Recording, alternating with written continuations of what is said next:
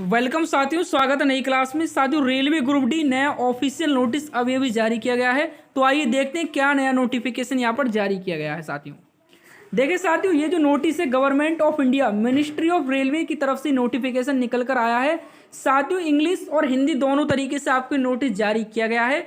इसमें दोस्तों जिस तरीके से रेलवे ग्रुप डी की यहाँ पर अभी फॉर्म फिल हो रहे हैं उसी से संबंधित ही नोटिस है। तो देखिए, मैं आपको हिंदी लैंग्वेज में बताऊंगा, उसके बाद भी आपको इंग्लिश में भी मैं आपको बता दूंगा। तो साथियों आइए समझते हैं। देखिए साथियों, रेलवे प्रतिष्ठानों में प्रशिक्षित कोर्स कंप्लीटेड एंड अप्रेंटिस की आवेदन प्रक्रिया और पात्रता के संबंध में, यानी कि दोस्तों जो candidate completed act apprentice CCA कर चुके हैं उनके लिए नोटिफिकेशन जारी किया गया है। देखिए यहाँ पर बताया गया है, रेलवे प्रतिष्ठानों में प्रशिक्षित किसी भी ट्रेड के कोर्स पूर्ण करने वाले एक्ट अप्रेंटिस CCA आवेदन कर सकते हैं।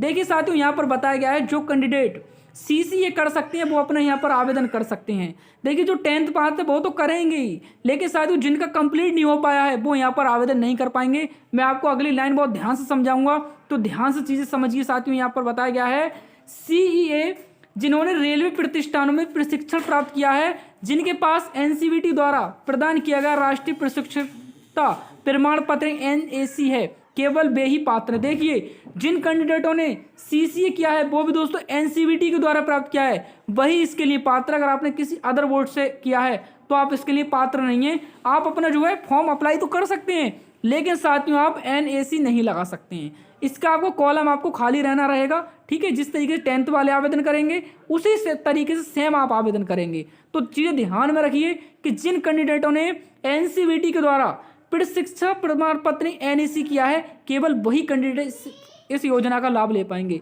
ठीक है।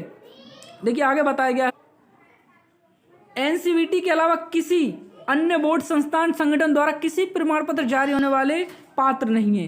तो बात क्लियर हो चुकी है कि जिन कैंडिडेटों ने CCA किया है वह भी NCVT से किया है तो वह तो इसके लिए एलिजिबल रहेंगे।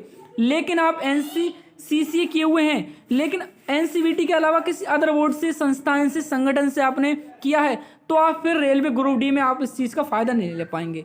अब कुछ कैंडिडेट पूछेंगे कि सर क्या हम रेलवे ग्रुप डी, तो अगर आप अदर बोर्ड से हैं तो आप यहाँ पर अपना आवेदन कराएंगे, लेकिन साथियों आप NAC का फायदा नहीं ले पाएंगे। और दोस्तों यहाँ पर बताया गया है रेलवे प्रतिष्ठानों में प्रशिक्षित CCA जिन्होंने अपना प्रशिक्षण पूरा कर लिया है और जिनके पास NCVT द्वारा प्रदान किया गया राष्ट्रीय प्रशिक्षकता प्रमाण पत्र यानी NAC है, उन्हें प्रशिक्षण की अवधि, प्रमाण पत्र का विवरण और अंक ऑनलाइन आवेदन में सावधानी पूर्वक भरने चाहिए। देखिए जिन कैंडिडेटों ने कंप्लीट कर लिया है तो वह तो आवेदन करेंगे, उनमें तो कोई प्रॉब्लम है नहीं, वो तो इसके लिए एलिजिबल रहेंगे।